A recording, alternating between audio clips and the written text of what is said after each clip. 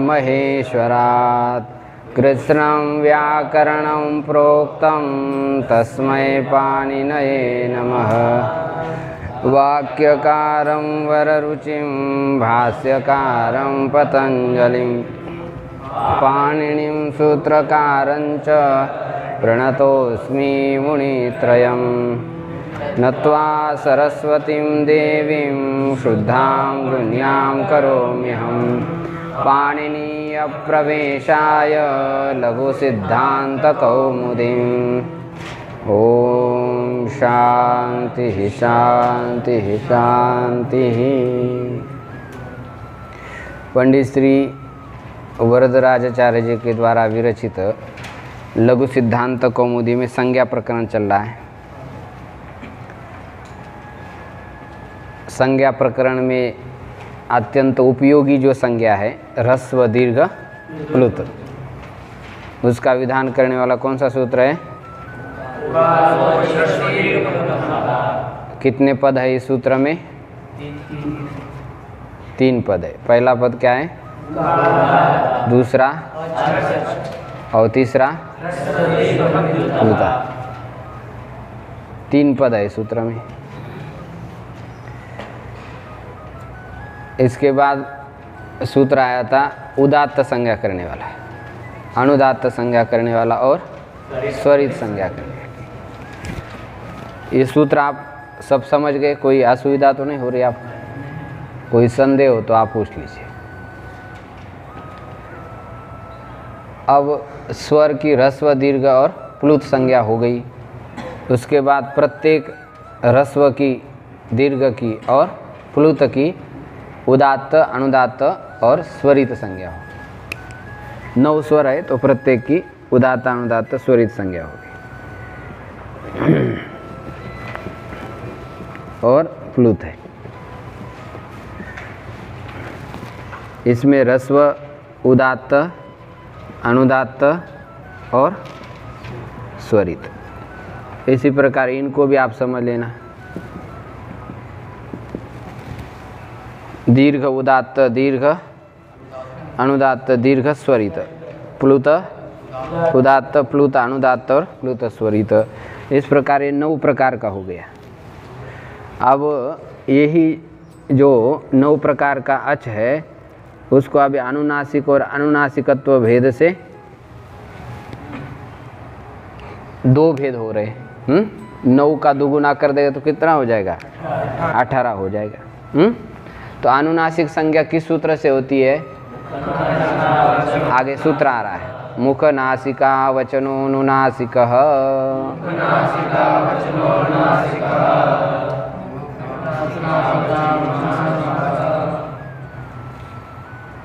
मुख नासिका वचन प्रथमांत एक वचन, अनुनासिक ये भी प्रथमांत एक वचन है। सूत्र में कितने पद है? 2 पद है। मुख नासिका वचन, इसमें 3 पद मिलाकर के 1 पद बनाया हुआ है, मुख नासिका वचन। और अनुनासिक इसमें भी 2 पद है, 1 पद बनाया तद्धित ये पद है। नासिकया, नासिका मानो इति अनुनासिक और अनुनासिके भव इति अनुनासिक। तद्धित प्रत्यय होकर के अनुनासिक बन जाता। नासिका के बाद होने वाला, अनुमानी पश्चात, तो उस वर्ण को अनुनासिक कहते। मुख सहित मुख नासिका वचन को ठीक से समझना पड़ेगा। समास है इसमें 7 नंबर टिप्पणी में आप आएंगे। मुखेन सहिता इति मुख सहिता, मुख सहिता च असौ नासिका, साकारते मुख सहिता च असौ नासिका इति मुख नासिका। तो बीच में जो सहित पद है इसका लोप हो जाता है। एक वार्तिक है, शाक पार्थिवादी नाम सिद्धये उत्तर लोप उत्तर पद लोपस्य उपसंख्यान। तो पूर्व पद में स्थित जो उत्तर पद है उसका लोप हो जाता है। जैसे यहाँ पर ये पद था मुख संहिता और नासिका, तो पूर्व पद क्या था? मुख संहिता, ये पद था। तो पूर्व पद में स्थित उत्तर पद क्या था? संहिता। इस संहिता का लोप हो गया, इसको मध्यम पद लोपी समास भी कहते हैं। तो नासिका का सहित का लोप होने के बाद भी अर्थ करते समय वो सहित का अर्थ लेना पड़ता है। अब नहीं होने पर भी कैसा लेना पड़ेगा? वो समास की वैसी तरीका है, उसको क्या करेगा? हैं? आचार्यों से आपको समझना पड़ेगा कि इस पद के बीच में किस पद का लोप हो गया है। तो अभी तक तो सब आचार्यों ने यही समझाया कि यहाँ पर मध्यम पद लोपी समास होने के कारण सहित पद का क्या हो गया है? लोप हो गया। तो मुख नासिका बन गया। फिर वचन शब्द में ल्यूट प्रत्यय हुआ है। वचन शब्द में कौन सा प्रत्यय है? ल्यूट। उच्चते असौ इति वचनः, ये जो ल्यूट प्रत्यय कर्म में हुआ है। किस में हुआ है? कर्म में। वाणी के द्वारा जो बोला जाता है, वाणी के द्वारा क्या बोला जाता है? वर्ण बोला जाता है। तो वचन शब्द का क्या अर्थ हुआ? वर्ण। ल्यूट प्रत्यय किस अर्थ में हुआ है? कर्म में हुआ है। उसका विग्रह है उच्चते असौ। नीचे आप टिप्पणी पर ध्यान देंगे, उच्चते असौ इति वचनः लिखा है, तो वचन शब्द बना दिया। अब ये मुख नासिका ये है, इसके साथ वचन का समास करेंगे। यहाँ पर कौन सा समास होगा? तृतीया तत्पुरुष समास। मुख नासिकया, जैसे रमा का क्या बनता है? रमया। इसी प्रकार मुख नासिका का क्या बनेगा? मुख नासिकया। मुख नासिकया वचनः इति मुख नासिका वचनः, ऐसा अर्थ हो गया। मतलब इसका समास करके हमने एक पद बना दिया है, लेकिन समास का जो अर्थ रहता है वो अर्थ इसमें रहता है। जो विभक्ति या समास में हमने लोप कर दी है तो वही अर्थ इसमें रहता है। तो अर्थ क्या होगा? मुख के सहित नासिका के द्वारा बोला जाने वाला वर्ण अनुनासिक संज्ञक हो, ऐसा अर्थ हो गया। हाँ? मुख तो आप समझते ही, यही इसके द्वारा खाया भी जाता है, बोला भी जाता है, इसको मुख कहते। और नासिका कौन सी है? इधर मुख के ऊपर रखिए, ये नासिका है। ये ऊपर का उसका छिलका है, इसके अंदर बैठा हुआ है, उसको क्या कहते हैं? नासिका। वो छिद्र जिसके अच्छे खुले रहते हैं वो वर्ण ठीक बोल पाते हैं, जिसके छिद्र अच्छे खुले नहीं रहते हैं यहाँ करते रहते, कुछ ठीक बोल नहीं पाते। ऊपर का नाक टूट भी जाए तो बोलने में कोई दिक्कत नहीं, क्योंकि ये नाक नहीं, इसके अंदर नाक है। नैयायिक लोग कहते हैं कि घ्राण कहाँ है? घ्राणम नासाग्रवर्ती, नासिका के अग्रभाग में। लेकिन कई बार लोगों के जो है नाक कटे रहते तो भी वो सूंघ तो लेते अच्छी तरह से। हाँ, इतनी बात है कि नाक कटने के बाद व्यक्ति अच्छा दिखाई नहीं देता, अभद्र दिखता है। पता नहीं आज किस नाक कटे का जो है मुंह देख लिया, ऐसा भी कहावत है लोगों। तो ये जो हमारे शरीर में जो अवयव रचना है, ये यदि अच्छी तरह से हो तो व्यक्ति बड़ा हैंडसम दिखता है। तो होना भी चाहिए, अच्छा दिखाई देना चाहिए व्यक्ति। और यदि अच्छा दिखाई न दे तो फिर कहें अब ज्ञान की पोटली खोलनी पड़ेगी, तब तक तो बड़ी देरी हो जाएगी। हैं? और पहले इम्प्रेशन जाते ही क्या कहना है? मयंक जी जैसे कहीं जाए और फिर आसन का पोटली खोल दे तो फिर कहना है क्या? तो मुख सहित नासिका के द्वारा जो बोला जाने वाला जो वर्ण है उसको क्या कहते हैं? अनुनासिक कहते हैं। केवल मुख से जो बोला जाएगा उसको अनुनासिक नहीं कहते, और केवल नासिका से जो बोला जाएगा उसको भी नहीं कहते। मुख सहित नासिका के द्वारा जो बोला जाएगा इजिकल टू 2 होना चाहिए, तभी ऐसे वर्ण को क्या कहते हैं? अनुनासिक कहते हैं। आप समझ गए? जैसे एग्जाम्पल, ये अ है, ये है अनुनासिक, और ये कैसा है? अनुनासिक। जो अनुनासिक नहीं उसको हम क्या कहेंगे? अननुनासिक, न अनुनासिक इति अनुनासिक,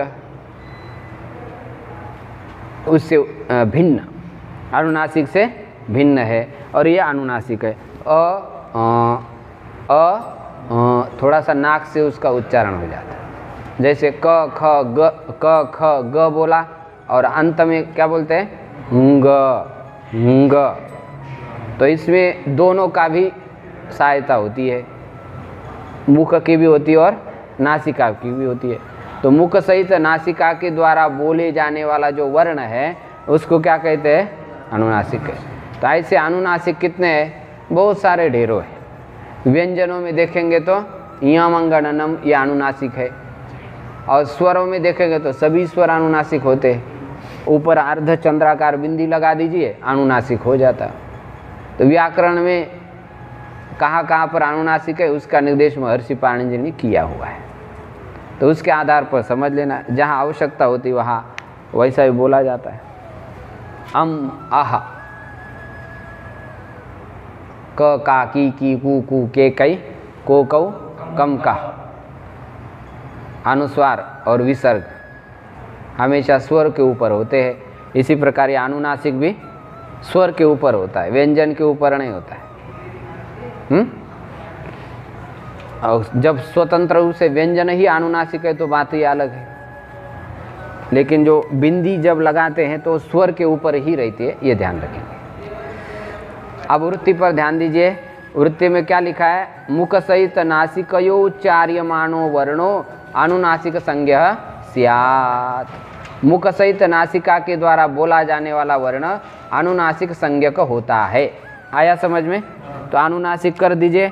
अब इसमें देखेंगे एक आकार है अनुनासिक, तो अनुनासिक आकार अब कर दीजिए 9 अनुनासिक हो गए, और एक दूसरा है अनुनासिक, वो भी 9 हो गया, तो कितना हो गया 18 हो गए।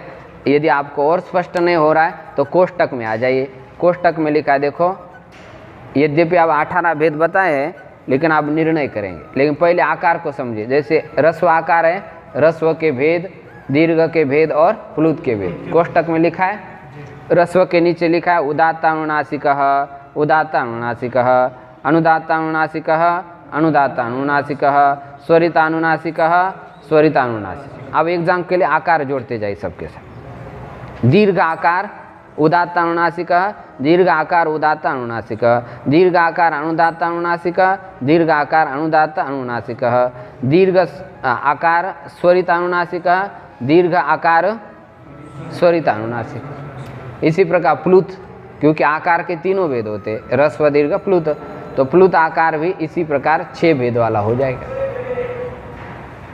तो प्रत्येक आज कितने भेद वाला है, 18 भेद वाला है। अ ई उ री री ए ऐ ओ औ, ये 18 भेद वाला है। अब ग्रंथकार कह रहे हैं हमने कह तो दिया 18 भेद वाला, लेकिन आपको थोड़ा सा विचार करना पड़ेगा। ऐसा नहीं कि सारे के सारे स्वर 18 भेद वाले होते,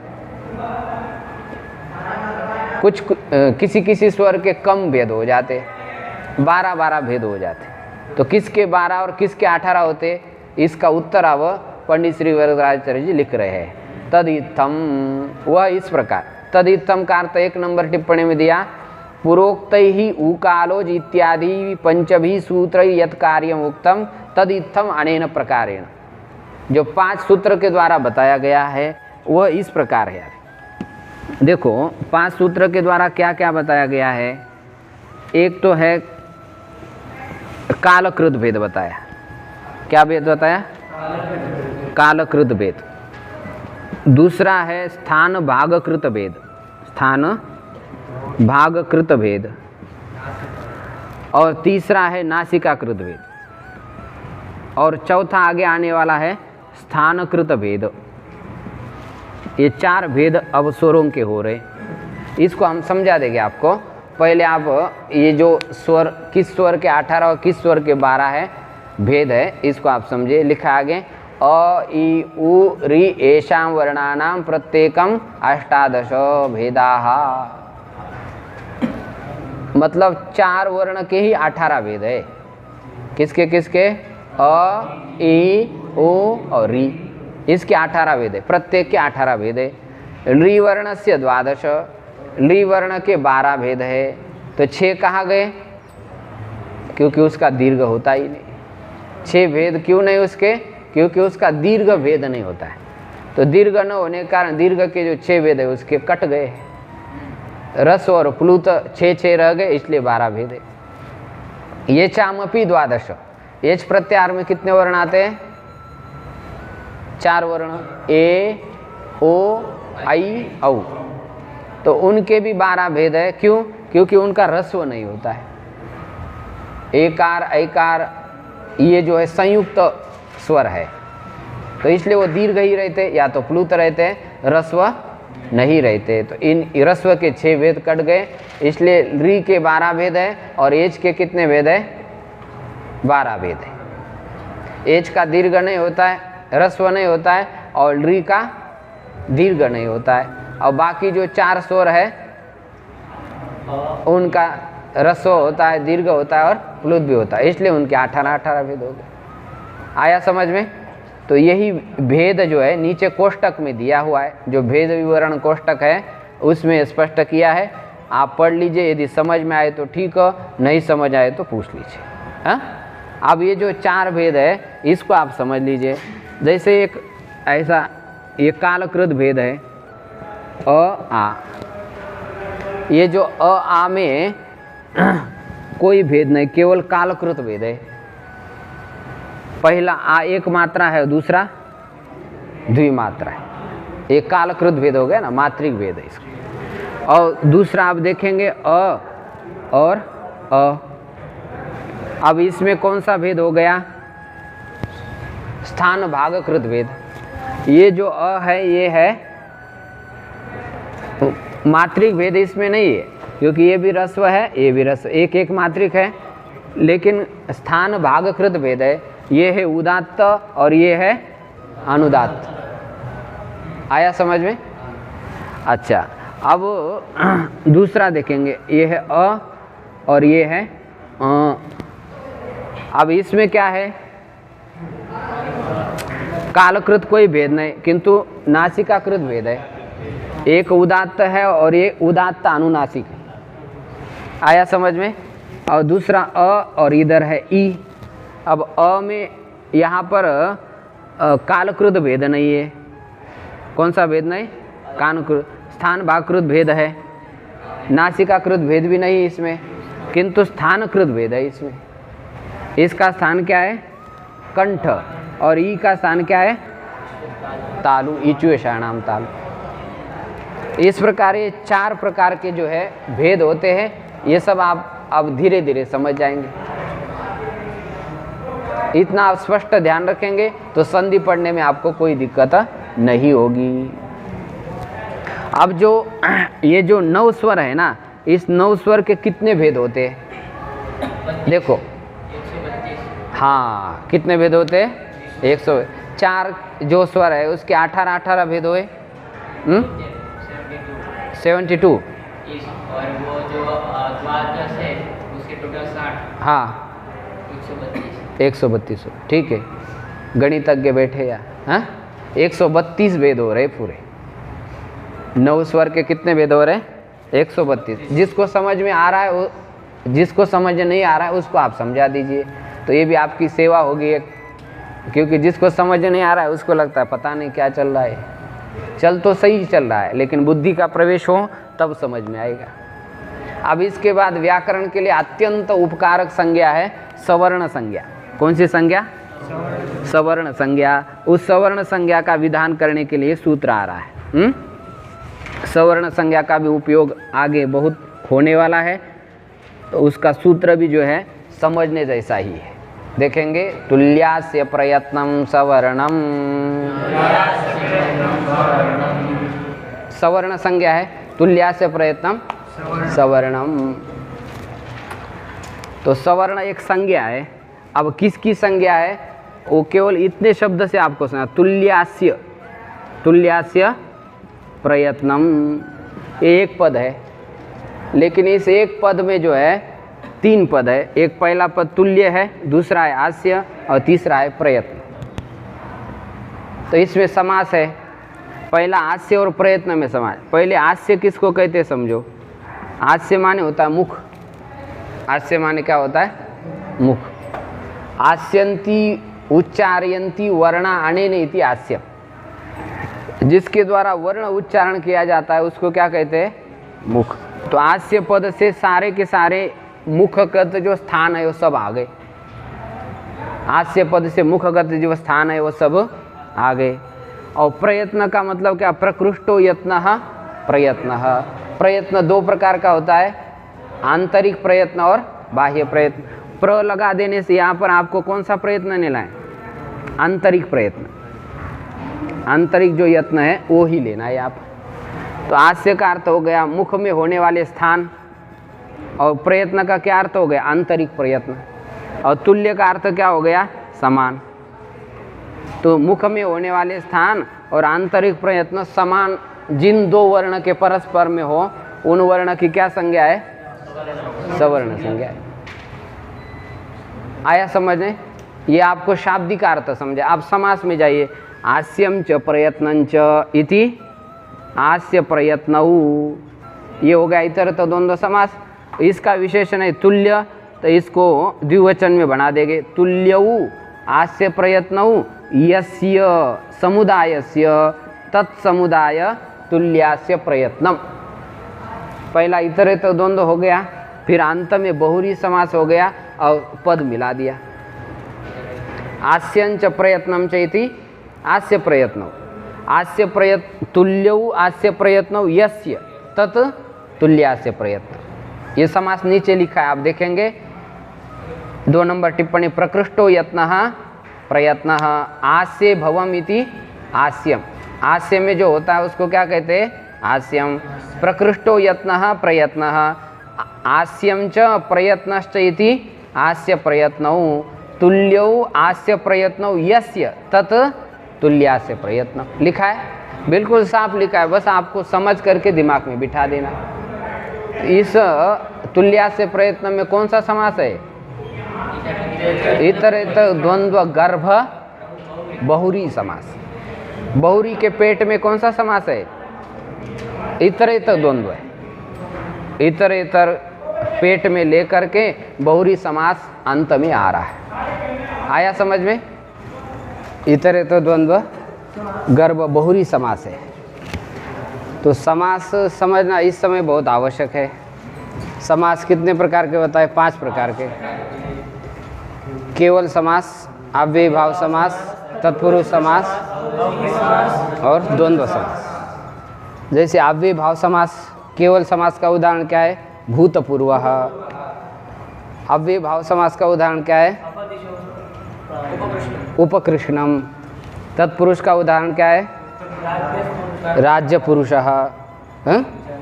और बहुरी समास का उदाहरण क्या है? पीताम्बरः।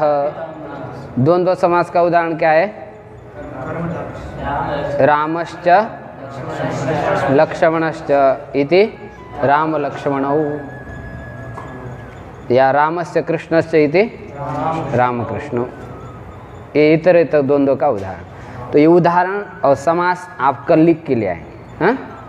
देखेंगे अब सरल सूत्रार्थ हो चुका है कि मुख में होने वाले स्थान और आभ्यंतर प्रयत्न, आंतरिक प्रयत्न जिन वर्णों के साथ समान हो उसकी क्या संज्ञा हो जाती है? सवर्ण संज्ञा होती है। जैसे आप देखेंगे ये है अ और ये भी क्या है? अ। आप देखेंगे इस अ का स्थान क्या है? कंठ, और इसका भी स्थान क्या है? कंठ है। और आभ्यंतर प्रयत्न दोनों का क्या है? विवृतम स्वराणाम। दोनों का आभ्यंतर प्रयत्न विवृत है। तो इसलिए ये 2 अ की क्या संज्ञा हो जाएगी? सवर्ण संज्ञा हो जाएगी। स्थान समान हो गया और आभ्यंतर प्रयत्न समान होना चाहिए। आभ्यंतर प्रयत्न समान होना चाहिए, बाकी कोई यदि ज़्यादा भी हो तो कोई दिक्कत नहीं। समान क्या होना चाहिए? स्थान और आभ्यंतर प्रयत्न, तभी उन दोनों वर्ण के परस्पर में सवर्ण संज्ञा होती है। वृत्ति पर ध्यान दीजिए। ताल्वादिस्थानम आभ्यंतर प्रयत्नश्चेते तद्वयम यस्य येन तुल्यम तन्मितः सवर्ण संज्ञम स्यात्। बोलिए।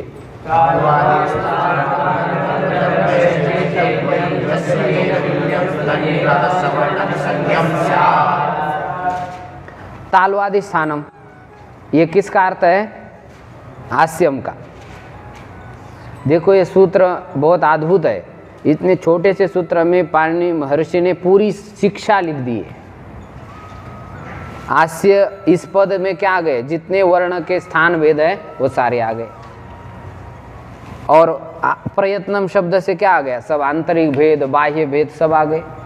तो दो ही पद में उन्होंने पूरी जो शिक्षा है वो माने संक्षेप रूप में रख दी है उसके आगे। तो तालवादी स्थानम ये हास्य का अर्थ है, और प्रयत्न, आभ्यंतर प्रयत्न किसका अर्थ है? प्रयत्न का। वही लिखा है वृत्ति में, तालवादी स्थानम आभ्यंतर प्रयत्नश्च इति एतद्वयम।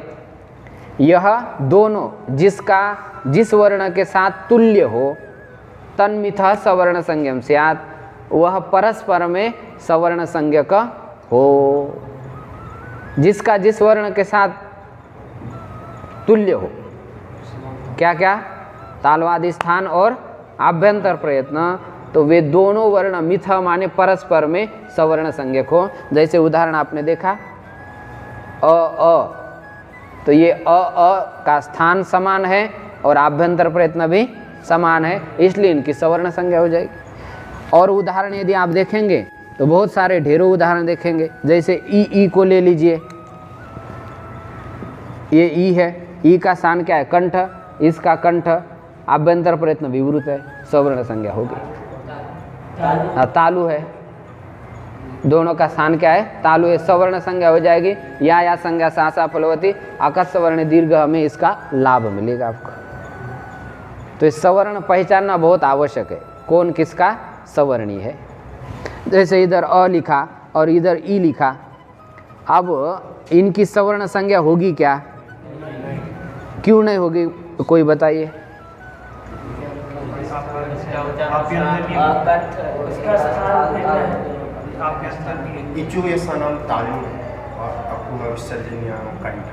तो क्यों नहीं हो रही है? स्थान भिन्न है। आभ्यंतर प्रयत्न भिन्न है? नहीं है। आभ्यंतर प्रयत्न क्या है इनका? विवृत है। तो आभ्यंतर प्रयत्न तो अ और ई का समान है, लेकिन स्थान समान, इसलिए सवर्ण संज्ञा नहीं हो। ऐसा आप समझा करें। हाँ, तो आप मन में शंका आ गई कि स्थान कितने होते? स्थान कितने होते? 8 होते। कितने होते? 8 स्थान होते हैं। वो आगे 8 स्थान आपको दिए हैं, ग्रंथकार ने लिख दिए हैं। 7 स्थान लिखे, एक उर स्थान इसमें नहीं लिखा हुआ है, लेकिन वैसे स्थान कितने होते? 8 होते हैं। तो ये सब पूरी पाणिनि शिक्षा यहाँ पर दिए, इसको कल आप याद करके आ जाए। आज उच्चारण कर लेते। रील री वर्णयो मिथस्सा वर्ण्यम वाच्यम, अकुह विसर्जनीयानां कंठः, इचु यशानां तालु, ऋतुरसानां मूर्धा, ऋतुलसानां दन्ताः, उपुपद्मानीयानाम् ओष्ठौ, यमगणनानां नासिका च, एदैतोः कण्ठतालु, ओदौतोः कण्ठोष्ठम्, वकारस्य दन्तोष्ठम्, जिह्वामूलीयस्य जिह्वामूलम्, नासिका अनुस्वारस्य यत्नो द्विधा, आभ्यन्तरो बाह्यश्च, आद्यः पञ्चधा, स्पृष्टेशत् विवृत विवृत संवृत भेदात्, तत्र स्पृष्टं प्रयत्नं स्पर्शाणाम्, ईषत् पृष्ठमन्तस्थानाम्, ईषद् विवृतम् ऊष्मणां विवृतं स्वराणां ह्रस्वस्यावर्णस्य प्रयोगे संवृतं प्रक्रियादशायां तु विवृतमेव बाह्यप्रयत्नस्त्वेकादशधा विवारः संवारः श्वासो नादो घोषो घोषोऽल्पप्राणो महाप्राण उदात्त अनुदात्त स्वरितश्चेति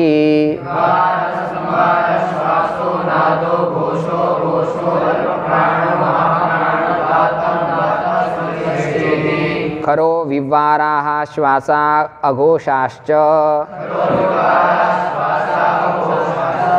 हश संवारा नादा घोषाश्च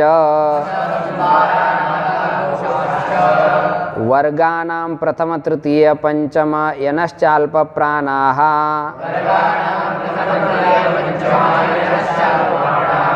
वर्गानां द्वितीय चतुर्थौ शलश्च महाप्राणाः कादयो मावसानाः स्पर्शाः यनोऽन्तस्थाः शल ऊष्माणः अचः स्वराः अह्क अह्ख इति ककाभ्यां प्रागर्ध विसर्ग सदृशो जिह्वामूलीयः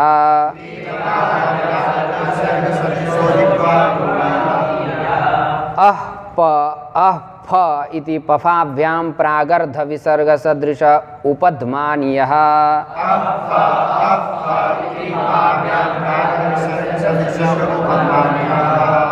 देखो ये उच्चारण करते हैं गलत कर दिया, उपपद्मानीय नहीं उपध्मानीयः। फिर से बोलेंगे अह प अफ इति पफाभ्यां प्रागर्ध विसर्ग सदृश उपध्मानीयः।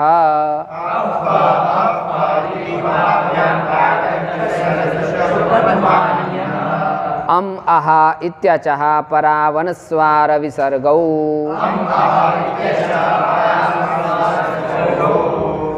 इस प्रकार इस हास्य और प्रयत्नों को पंडित श्री वरदराचार्य ने लिख दिया है। इसको हम कल विशेष समझने का प्रयास करें। कल आप सवर्ण संज्ञा का चिंतन करके आ जाए।